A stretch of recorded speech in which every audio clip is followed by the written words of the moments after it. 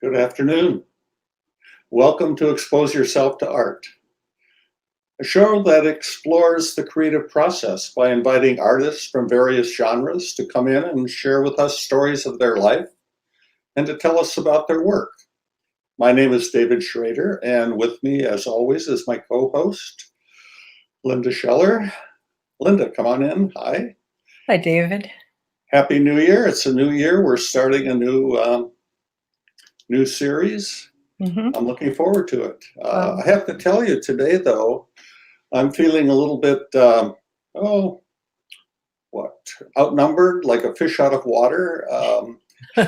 You're a poet, and our two guests today are also poets, very high-powered poets, both poet laureates from our fair city. Wow. And this is not one of the things I know a lot about, which is poetry. Although it was poetry that played a pivotal role in my life when I was younger in college. So it's a very interesting relationship I have with poetry. I can tell you what happened. I was enrolled in a engineering school. I was following in the family tradition of going into engineering. I was going to be a design engineer, design cars. But of course, when you start out in college, you have to take the basics. And I was in an English class, and I'd had several run-ins with the teacher about my writing and writing styles. He wasn't quite sure what I was all about. And he gave us an assignment to write a poem. The next day, after he had read my poem, he invited me in and said, "I think we need to talk." I said, "About what?" He said, "Well, I asked you to write a poem." I said, "Yes." And he said, "You actually wrote a poem," which was confusing to me because I did what he asked. So I said, I don't get it. What's the problem? You wanted a poem, I wrote a poem. And he said, "You don't get it. I've been teaching English in this engineering school for 20 years, and I've never had an engineering student who wrote poetry. So I must have done something right." And he said, "Perhaps you ought to reconsider your major," which I did. I left that school, went to another school another time, and went to a counselor. And so poetry was a big influence in my life. Now, you're a poet. How did you get there? Oh, I've always loved writing and reading. So, yeah, I was an English major and stuck with that.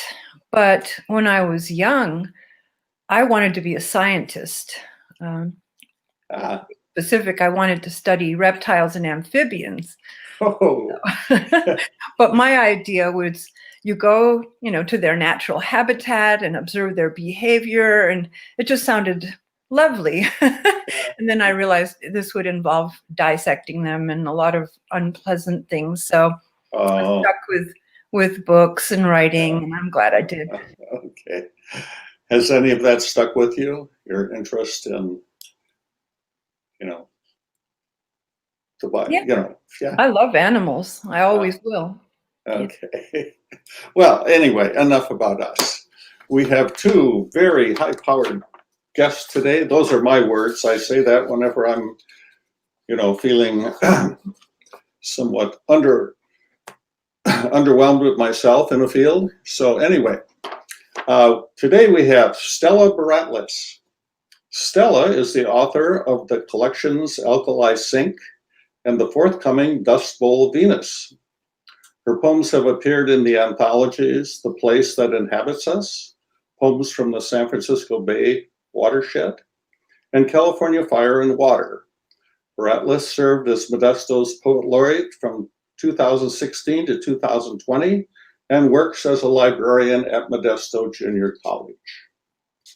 With her today is Gillian Wegener, who is also the author of two collections of poetry, The Opposite of Clairvoyance and The Sweet Haphazard. Let's see. She also served as Poet Laureate for the city of Modesto from 2012 to 2016. She also serves on the board of the Stanislaus County Commission for Women. Wegener is a teacher and an academic coach in Oakdale. and has lived in Stanislaus County for 30 years. So we're done with the formal stuff. Let's bring them on. Hi, welcome. Hi. Welcome. Glad to see you. Thank you for having us. Hello. Yeah, yeah. I love how you're calling us high-powered poets, by the way. Oh, I really appreciate that introduction. that's great. Yeah, well, I kind of know both of you. We've worked together on something called the Collision Shows, where we combine poetry and photography. So it's nice to have you here. And we're going to get into, talking about your specific accomplishments and things like that. But before we start, poetry has always had a lot of questions for me in my mind. Exactly what it is, trying to understand the art form. My mother wrote poems. They were rhymey poems, think I shall never see a poem as lovely as a tree, that sort of thing. Yeah. My brother was an English teacher. When I got married, he wrote us a sonnet. So there's something else. And then I moved to California and happened to meet up with Sam Piersdorf and go to a couple of his poetry slams. There's something else again. And then there's haiku. It's like, these are all forms of poetry, like in painting, there's oil painting and watercolor and pastels. Is that the general idea? Tell me about poetry. Am I making sense? We think we absolutely, it is an art, and there are many different kind of, manifestations of that art. And as you were talking about haiku and, slam poetry, I was thinking, what about limericks? Yeah, limericks. And I was trying to think, like, are there any good limericks? Yes, there are. But anyway, kidding aside, I think that I just wanted to, definitely argue for poetry as an art form. There's an art and a craft to it, just like other art forms like painting and dancing and, sculpture or music. There's tools and techniques and practices, and there's a history behind it as well. So, and Gillian, what do you have to add to that? I would add to that just like with any art form, poetry takes time and practice, not only writing, but making sure you're reading and reading lots of different poetry and lots of different literature in general. It's not something, I think people think sometimes that poetry just pops into your head and the poem appears on the page, voila. And while that sometimes happens, and it's like a miracle when it does, most of the time it's draft and draft and draft and share and draft and change and revise and draft. And it's a long, long process to write a really good poem, to write a poem you're really proud of. So, and I think that's part of what makes poetry art as well. It's not magic. It doesn't just happen. Poetry takes effort and work and heart and creativity, and then hopefully you get something worth sharing. How does it differ from, let's say, just writing, prose? Just I would say that it. Sorry, you're going in and out a little bit for me. Oh, okay. So I would say that poetry differs. I would say that poetry differs from writing in just regular writing, in that it does have, like Stella was saying, it does have technique and form that are particular to poetry. When you write a poem, you think about image and you think about line and you think about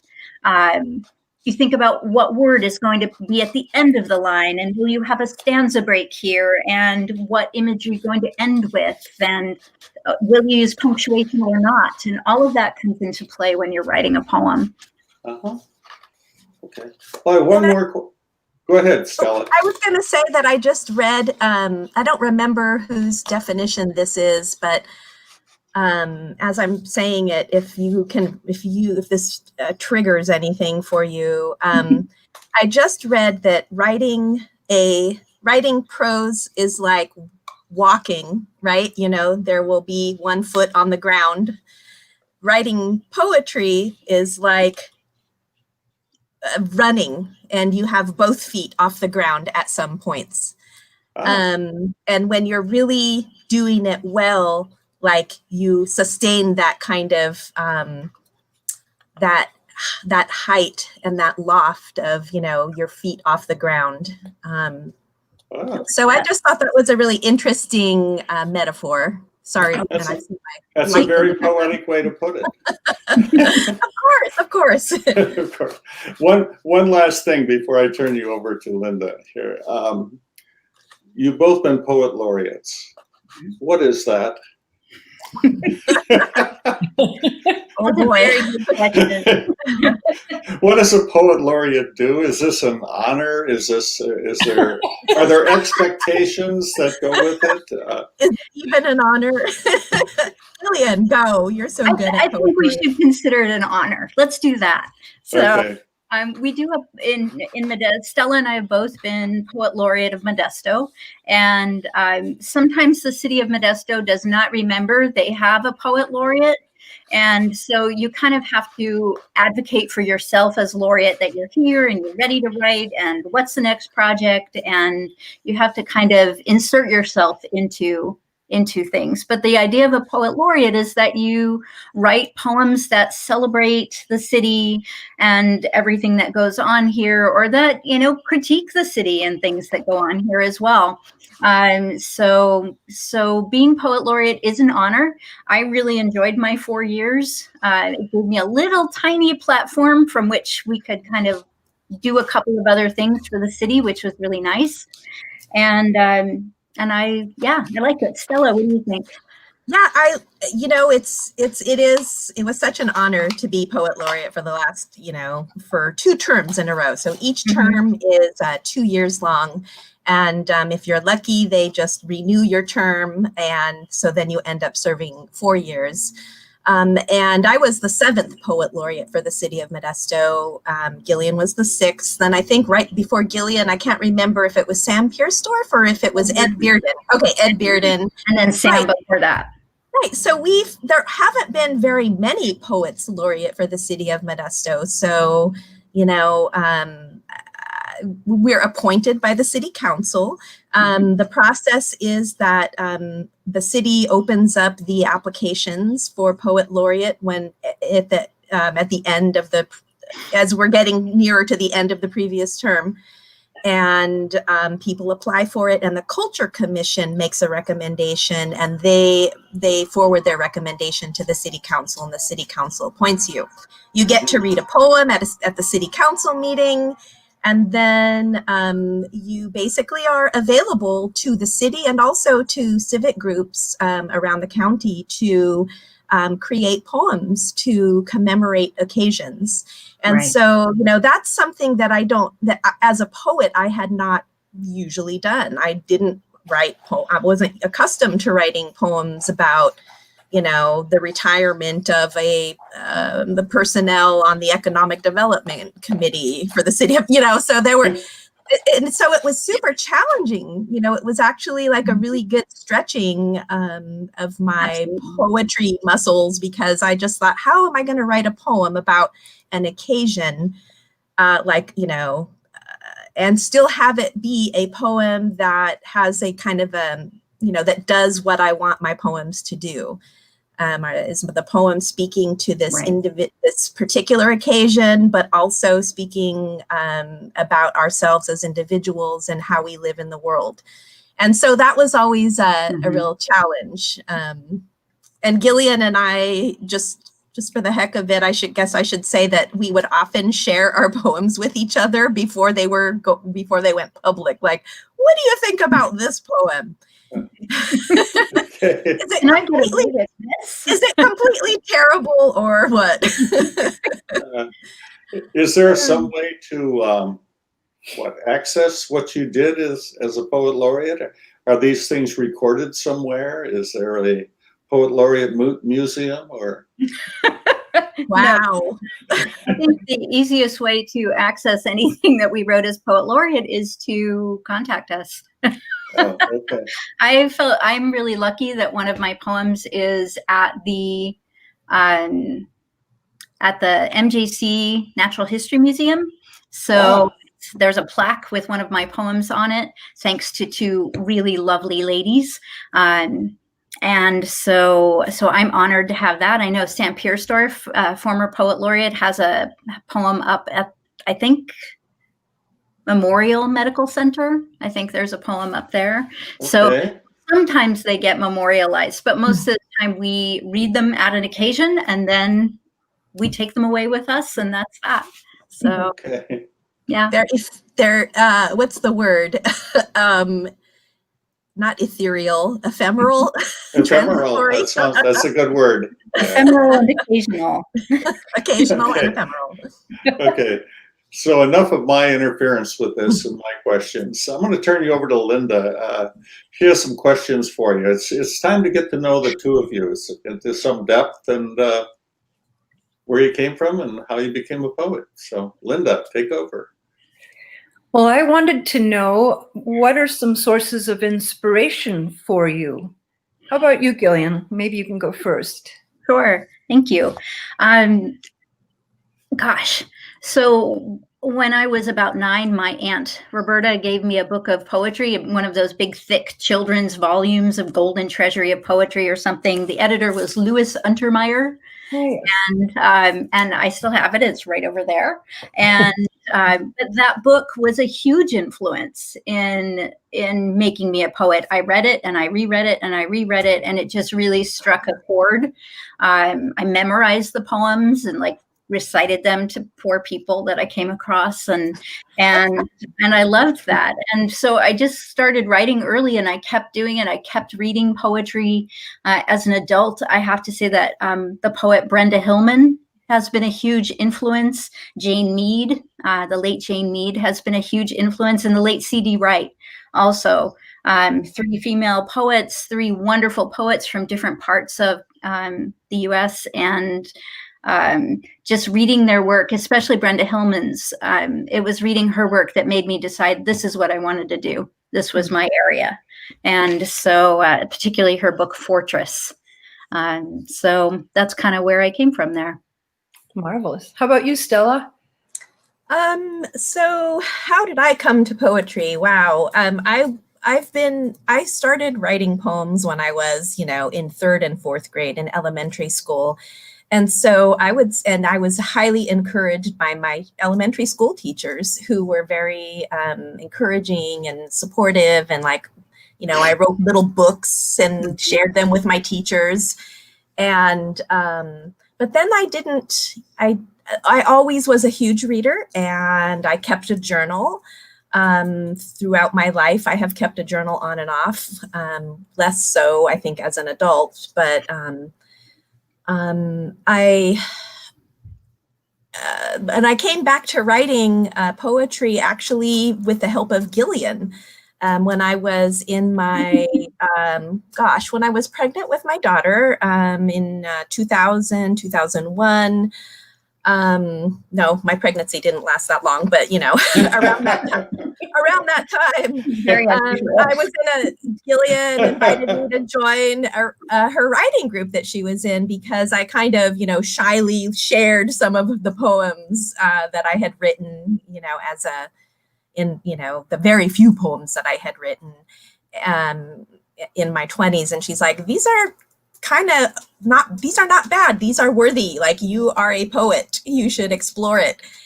And so with that encouragement, I dived in and joined the Licensed Schools, which, Linda was also a member of. Mm-hmm. And a lot of the folks that are in the Modesto Stanislaus Poetry Center on the board are also members of that writing group. So the writing group, and as far as my sources of inspiration, my family is an endless well. I mean, just the complexity of family is really inspiring for me.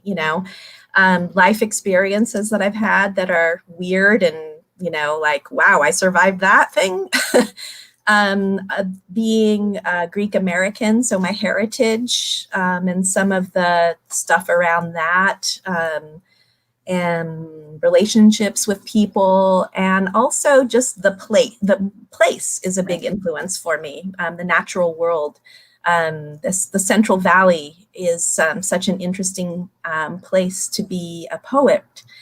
And I look around me, and I'm inspired by what I see, and sometimes they're amazing things and sometimes not so amazing things, but to kind of find a way to reconcile it.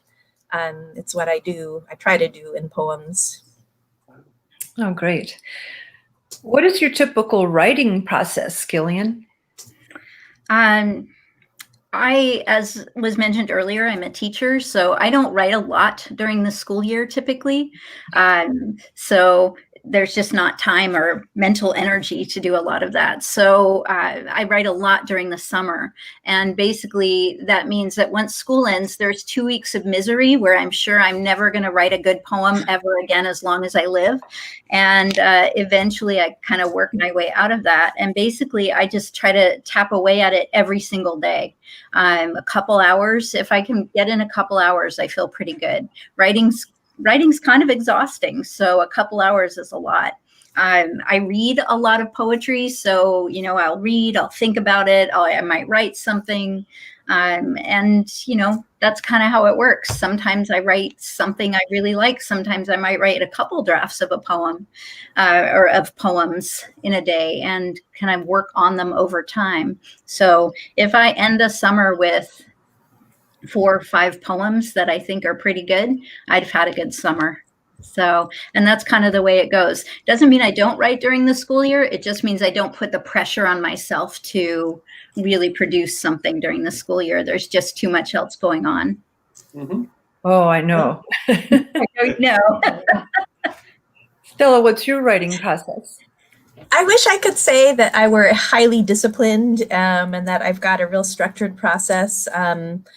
I don't have a structured process, but I do. I read a lot of poetry, and I have a notebook that I take with me wherever I go, and I jot things down that are strange and interesting, things that I want to explore some more.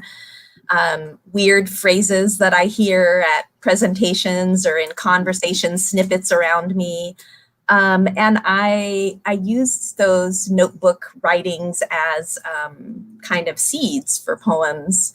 And if I can, so now I've been at it long enough. So I've been at it for, 25 years now.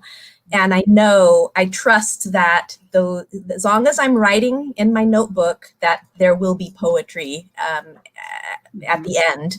And I just don't know what that time frame is going to be.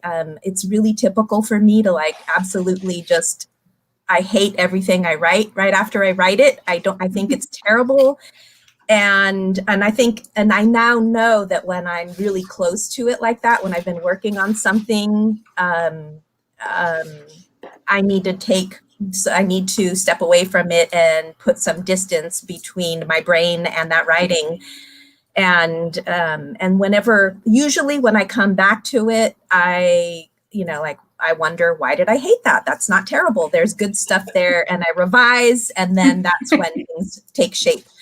And I'm really looking for a particular kind of experience too in my process. I am looking for something like an image or an overriding metaphor that pulls things together in a way that I hadn't expected. So I'm kind of, that's the best outcome, is when I am surprised at the end by what happened. But yeah. Sure. Don't you love that feeling when you go back to read something that you thought was icky and it's not so bad, and it's That's why and it's happened so many times that now I know, I don't trust myself to, I just know that this is a part of the process. I'm not going to love it right away, and I need to step away and then come back and return later, and everything's going to be fine. I've heard that from artists in all different fields. Hmm. You know, yeah, and I've experienced it myself too, either with things I've written or pictures I've taken. With the pandemic, I've been sitting at home going through old photography files and look at things and goes, oh my gosh, I did that. That's not too bad. You know, and it had no stars next to it, you know, when I rated it the first time. But, you know, 5 years later, it's like, whoa, that's not too bad. So, Yeah, what does that say about ourselves? I mean, that this is a common experience. yeah, it's among a lot of artists. You know, Most like artists, kind of self-doubt, is that what it Yeah. is? Or yeah. I think that distance is important as well. We just need that little bit of distance from it right after we come out of it. I mean, any kind of art is really emotional and really intense, and yes. we need to come out of it and have that little, even if it's just time, we just need that. So, and it gives us a new perspective. And it lets you apply some craft to that, like that emotional experience that you had, Right. and shape it. Yeah. I'll just ask one more then. What would you consider to be the importance of poetry in the community? Whoa, good one. Well, I think that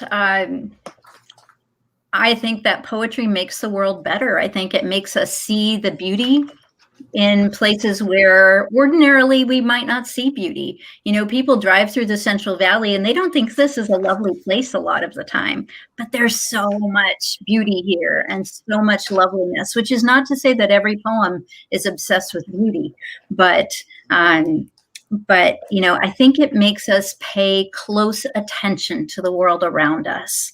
And in paying that attention, it makes us appreciate that world around us. And if we can bring poetry to the community, I think particularly of teenagers who grew up here, since there's one in the other room right now, you know, who just want to leave because she doesn't feel like there's something here for her. She wants to go to a big city. And, you know, I felt that way too when I first got here. And I think that if we can put poetry into our community in a way that helps kind of make somebody see the community, the world around us in a different way, we're doing our work as poets. Very nicely said. That's so, I love that. That is so great. And I want to add to that by talking a little bit about social imagination and what poetry can do to help build that kind of imagination as a community, I guess. You know, it's a place, poetry is a poem can be a place where people can imagine a different way to be in the community and in relationship with other human beings. And I love it for that. And it's one of the reasons why I've been really interested in organizing readings that are around social issues that are timely. And I'll talk about it maybe a little bit more when we show some of the slides, but you know, organizing an event called Writers Resist went after the 2016 election as a way to, it was a big poetry reading, 3 hours long, and it was packed. And it was that to me is a prime example of people coming together to process an event that really affected a lot of us in the community. And I think that as events, that poetry readings, that shared experience of the poetry reading is really important. Yes. Well said. Well, I see our time is moving on, and you brought some slides and visuals, and we can go a little bit more into depth with some of the things you've done. So where we're going to start here, let's bring up the first slide. Oh, there you go.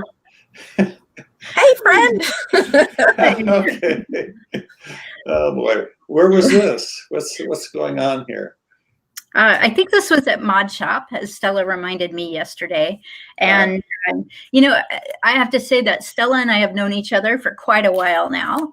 And it is excellent to have such a good friend who is also a poet, and Linda too. You know, we're all in this together, and we have been at so many community events together. We can share our work with each other, and it is just such a pleasure to.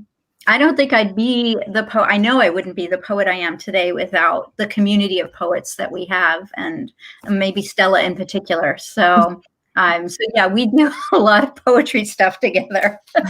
Okay. And dragging all my friends with me. At this particular event at Mod Shop, we had set up. So we do this thing called Poetry on the Spot, where we type poems for people using kind of a structured, you know, methodology.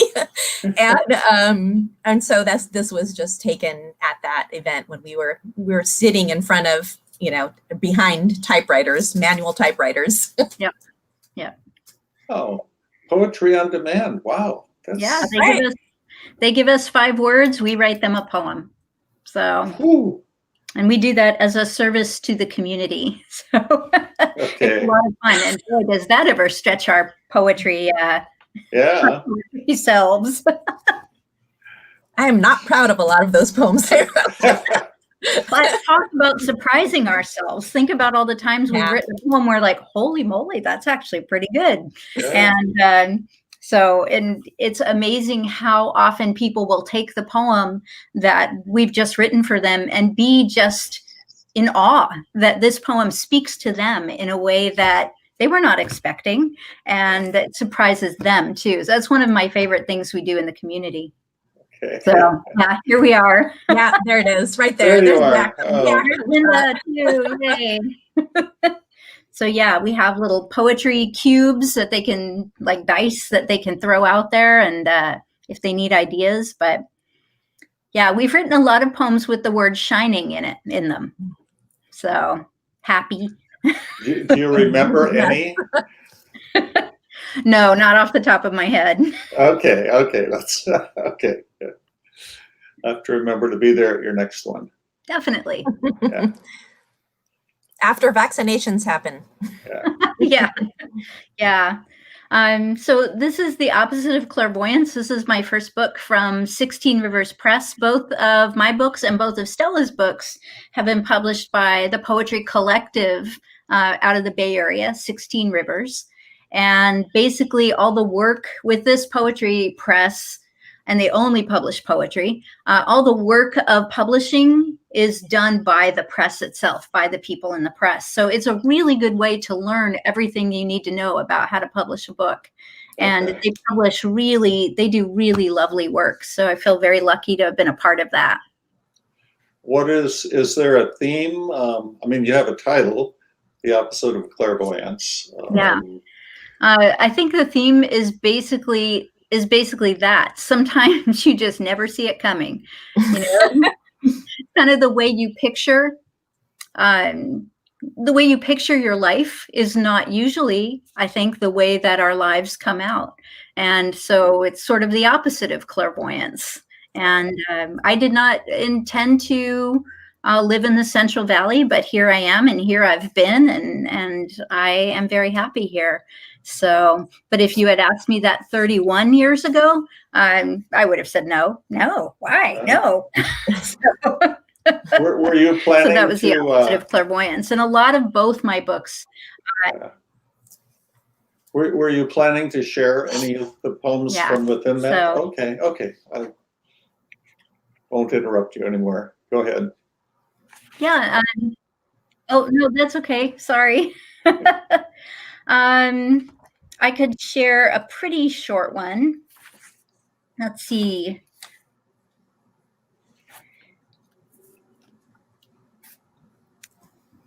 Sorry. Okay, but I'll just share this one called Reflection. So you have trouble shifting, are troubled. You can't quite manage how to make the leap, even if it's not a leap really, but just a step, or not even that, maybe a sitting up rather than a lying down. Yes, if you have trouble because you imagined her face so differently, and now she is in front of you, and her hair is not even close to the fine perfection you carried in your mind, not the auburn you had pictured, and her eyes are misaligned, but so slightly it's not worth mentioning.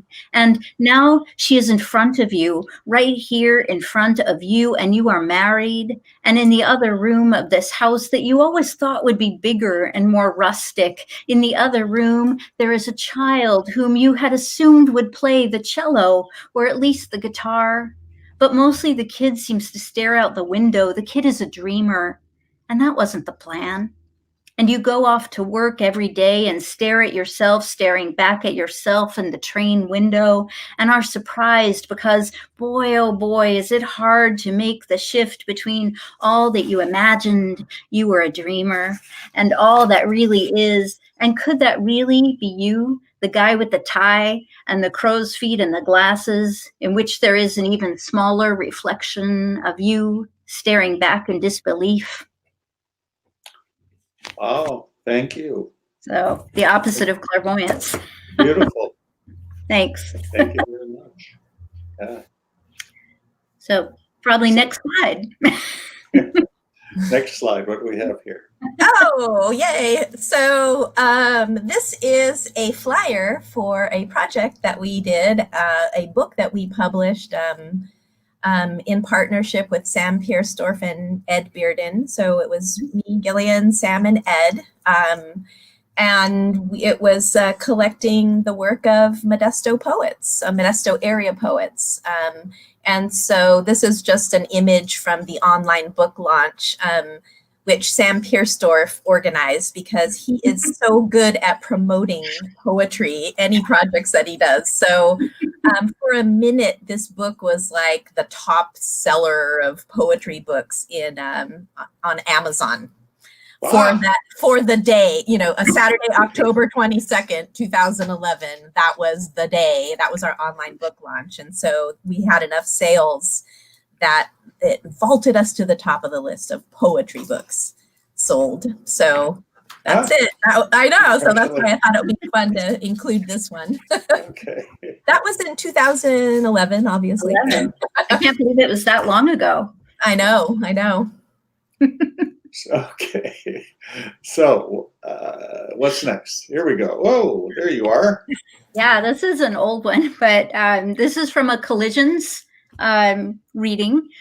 We think the second or third, or the third or fourth one we figured out yesterday. And Collisions, what is still, because it's ongoing pretty much every year.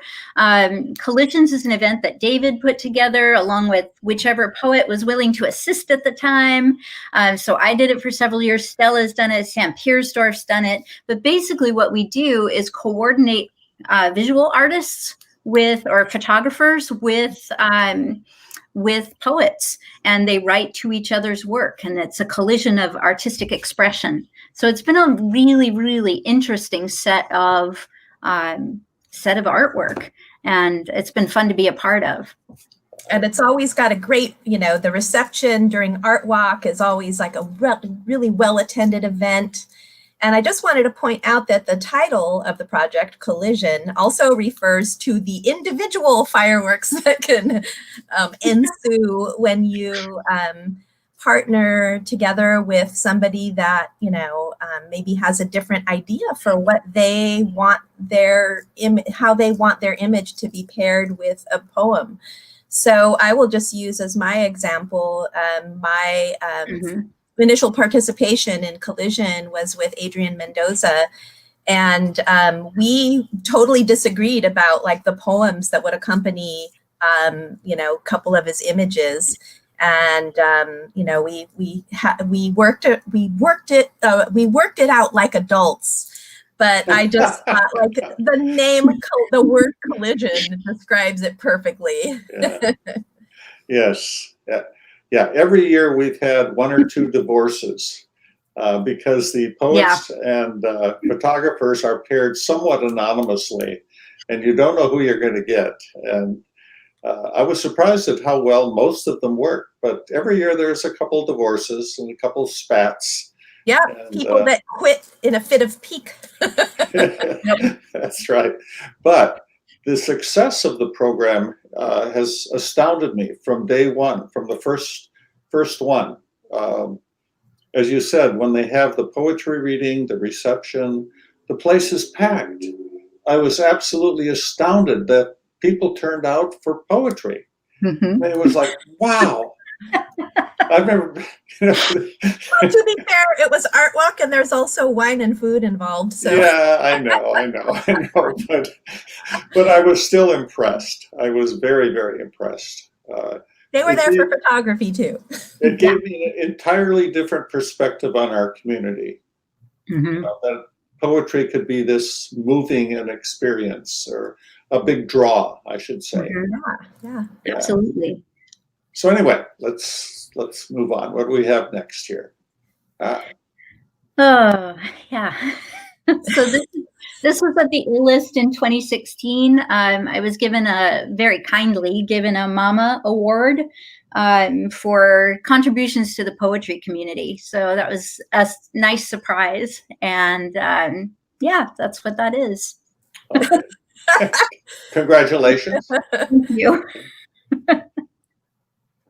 And I see something else coming up here. There you go. Yeah. So the Modesta Stanislaus Poetry Center was established in 2013, and Linda and Stella are both founding members of this as well. So we kind of came together with the idea that we would promote Stanislaus County through poetry and poetry throughout Stanislaus County. And that's what we've been doing ever since. So you guys want to add to that?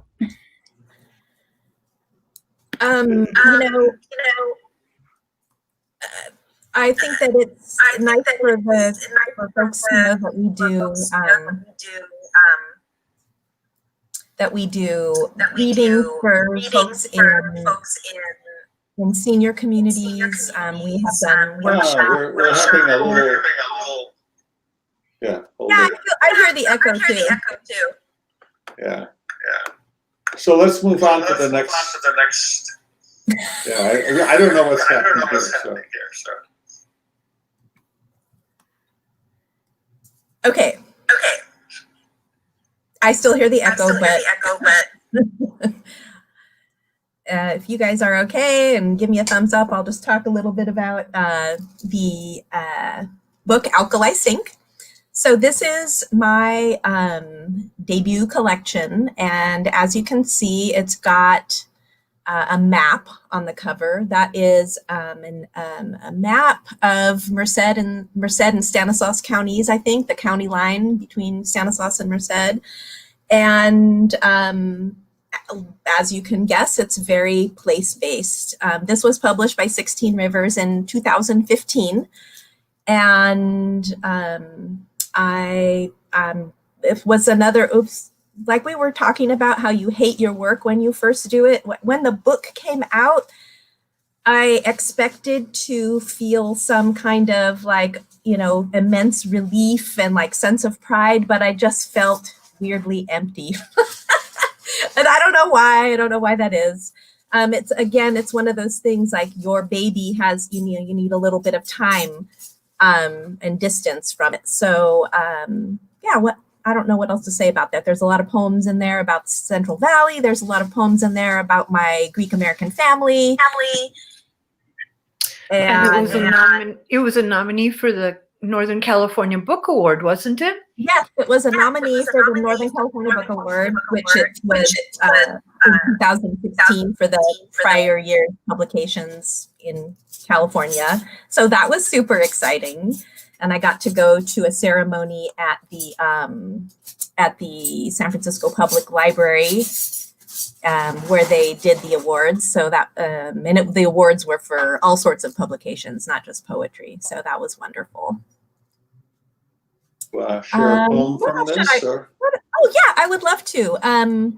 I wanted to share the poem Patterson Pass because it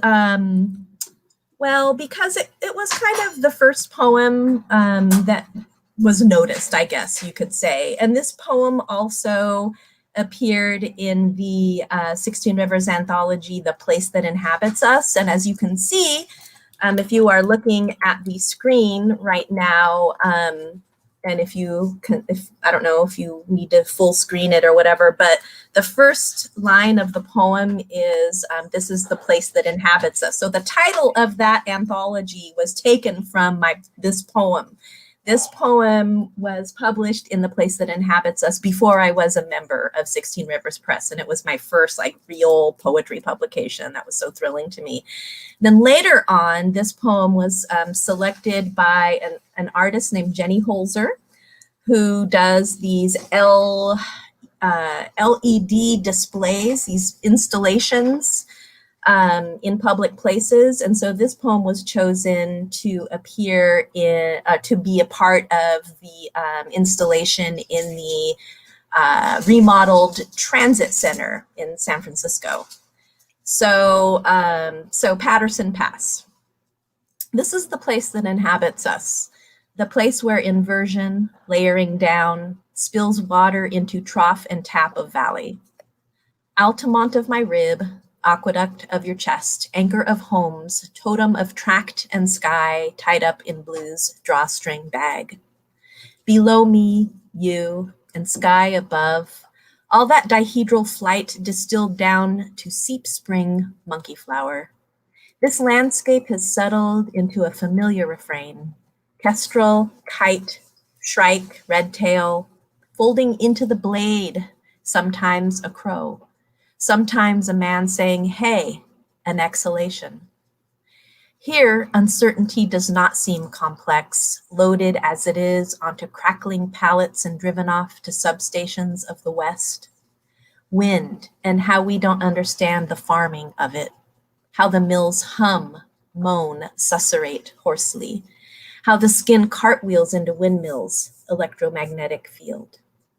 Or the hound's tooth scoring of riparian beds, or the sleek catwalk of girder. We can't see the tomorrow land of here, only a cow's 4 feet plugged into the hills. Very nice. Very nice. Thank you. It's kind of weird. And I always, whenever I read it, I always think there must be a technical term for cow's feet. And it's not feet, I'm sure. Okay. So, moving on, what do we have here next? Oh, okay. So so I included this because this pertains to my forthcoming book titled Dust Bowl Venus. This is the painting that's being used as the artwork for the cover. It's a painting by an artist named Jim Damron, Damron, who lives in Merced. But my sister and I both went to high school with Jim at Bayer High School. And he's a fantastic painter, and he's got a bunch of scenes of the valley. This is, I forgot what we decided to title this, but it'll be in the acknowledgments of the book. And so Linda, if you want to go to the next slide, that's just a mock-up of, how it might be used. The cover is actually being designed right now by a designer and artist and writer named Frank Young, who lives in Oregon. So I will have that. I will have that soon, but it just didn't have it for this presentation. So yeah. So what kind of poems are in this? Well, this book I'm super excited about because it's kind of using as a muse and inspiration the figure of a woman that lived in the Stanislaus County area in the 50s and 60s throughout the decades until she died in the 90s, and her name is Hazel Hauser. And she was a songwriter who actually had, hits, country gospel hits, and she in the 50s, in the mid 50s. And so, but very little is known about her as a person. And I just thought that's such a perfect example of, something that she did kind of reaching, wide recognition, but there's almost nothing known about the person that created this work. And so she's from, her family migrated to California after the Depression. And so that's, the Dust Bowl part of it. And so the book uses snippets of her lyrics to divide up the parts. There's 3 different parts of the book, and I use lyrics from her songs to kind of kick off the sections. So the book has poems about being a creative person, and being a mother, and having to balance and contend with those things. There's a lot of poems in it that are about my daughter, who was diagnosed with cancer 3 years ago, and who went through, and it was such a shock and a surprise that was happening.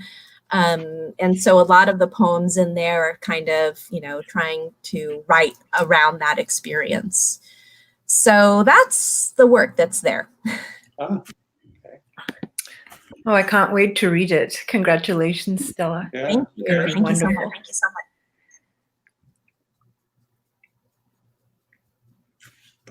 much. One of the things that the Most Poetry Center does is to have various readings and events that bring poets to our area. And a couple of years ago, we were really, really lucky to bring the U.S. Poet Laureate, Juan Felipe Herrera, to the Carnegie Arts Center in Turlock. And so this is, I'm introducing him before his reading there. And it was a really exciting evening. And then the next day, he did a workshop for about 120 high school students from all over the area. So that also was a really wonderful day. And so it's fun to get to be a part of that as a community member, as a poet in the community, and kind of bring poetry into the world that way. Oh, that you were talking about this earlier. Yeah, so I just included the flyer for that just so you can see, the date was the Sunday before Donald Trump's inauguration, and in 2017, and you can see the list of poets who read, and we had musicians, and this was a collaborative event with Sharon Avila and Elizabeth Hunt. And we did it at the Prospect Theater Project. And so Jack Souza was a huge, he was very generous in letting us use the space. We had tables set up with various nonprofits. We tried to do some fundraising for the radio station that the Modesto Peace Life Center had been fundraising for, which is now in operation.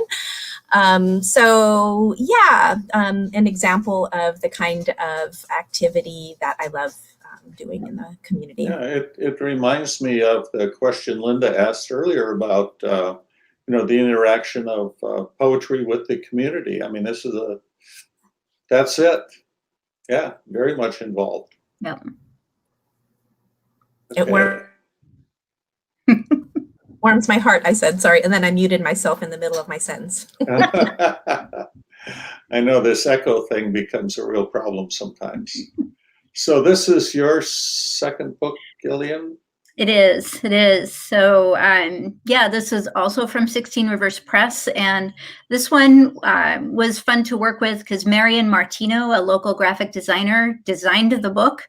I took the photo on the front cover. And so it was a true Modesto kind of production. And again, this just has the Sweet Haphazard is a reference to Modesto and how it just kind of is around us in sort of this haphazard kind of way, but it's our home. So here we are. And Gillian, what is that photo of the night and the day door? Yeah, that's just a door over by that old granary behind MJC. It's the back of the warden's warehouse. So Yes. And I just really liked this very carefully painted night and day on here. I love it. It's so perfect. Makes me happy. So what kind of poems are in this book? Again, I think there's a lot of poems about Modesto, a lot of poems about kind of living here and experiencing life just as you go along. A lot of the poems in the later part of the book are about my dad's dementia and kind of losing him to that very slowly over many years. And that was, awful, but also a big source of poetic inspiration. But basically just kind of finding a home here, which is, like I said before, not something I really expected. So, and living in this neighborhood, both my husband and I moved around a lot growing up. And so neither of us really expected to be living in one house in one neighborhood for this long, but here we are. Yeah. So a lot of it is based in that. Were you planning to share an example from this? Or Do we have enough time? I know we're almost. we can run over. Okay, I'll do it very fast. So I'll just read the poem, This Sweet Haphazard. Okay. No one calls this town pretty, not with the dusty oleanders off the freeway and the ragged fence boards of backyards propped up with 2x4s and the canals with their twin lies of slow and safe, and the ash trees, dead branches dangling, and the large, pale, no one's home houses, and the foreclosed houses, and the small houses with their carefully tended geranium borders, with the plum trees gone overripe and sticky. No one calls this town pretty, with the heat rippling off the parking lots and the sighs of aunts and uncles sitting in the shade of garages filled with cars that were once meant to go places, and the church marquee scolding that Jesus did not read porn, and the swarms of mosquitoes buzzing the standing water from the leaking sprinkler heads in the park. Yeah. No one calls this town pretty, as the creek laps at its share of shopping carts and the untended grasses bleach dry by April and the public pools are mostly closed. But here, the sky turns indigo on summer nights, and the hummingbird chases the sparrow from the feeder, and the kids on the soccer field run as fast as kids anywhere, oblivious to the town around them, because after all, it isn't so bad. It's an okay town. We know where all the roads go, and we know where to get good coffee. We know what time the train pulls through. We know, too, where more than soil, more than sky, more than what you've read in the news. And no, it isn't pretty, but we still live here. And tonight, the moon will rise almost full over this sweet haphazard of home. Wow. Thank you. Thank you. Very much. Can see why you were poet laureate.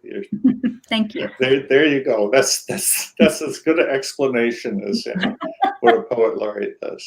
So anyway, yeah, we are winding down. We can run over. We don't have a absolute time off, but let's take a look and see what else we want to pay attention to here. There you are, Stella. Yeah, this is a photo of me reading a poem at the Women's March, the little rally at the end of the Women's March. I think it's the one in 2018, if I'm not mistaken.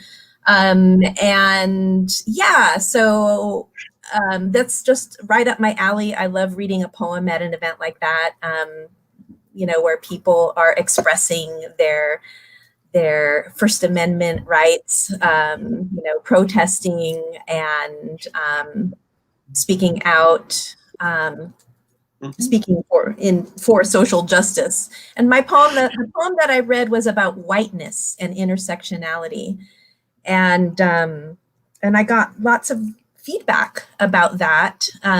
Most of it was really positive, and I had women coming up to me after the event and saying, thank you so much for talking about that, about how, about white feminism and critiquing that.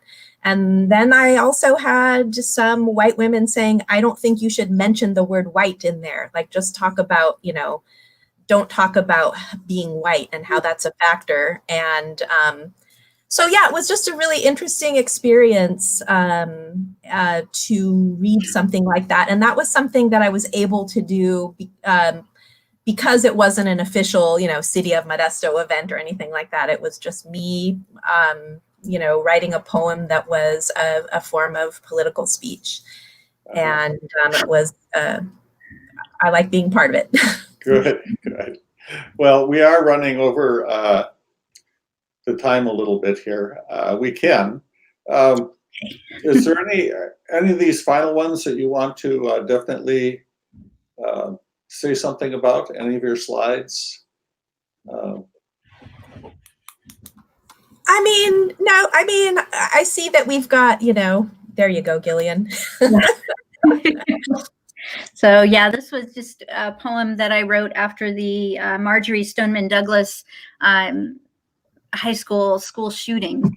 And March for Our Lives was an event organized by 2 teenage girls here in Modesto, and it was a huge event. They did a wonderful job organizing, and they invited us to read at the event. So I was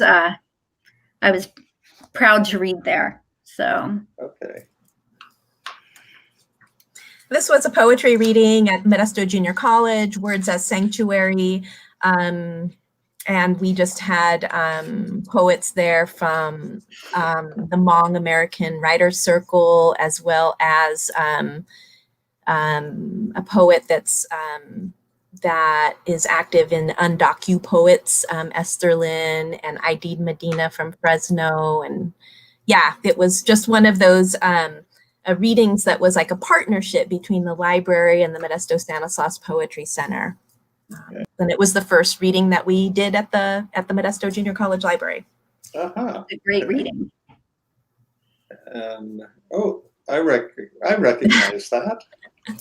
That's at the gallery. Yeah, that's the 2020 Collision event, and these are the poets that participated in that. Oh, okay. So the way we really usually wrap things up, I guess we can do a quick version of it here, is to put you on the spot and ask you some very quick questions. You're people of words, so let's see how fast these words come to you. Linda, you want to start it out? Oh, you're muted. You're muted. Sorry. Gillian, what sound do you like best? The word language. Oh, there's the echo. So we'll jump back and forth. Stella, what sound do you like least? Paper crinkling. Okay. Gillian, what's your go-to food? Rice. Anything with rice. Okay.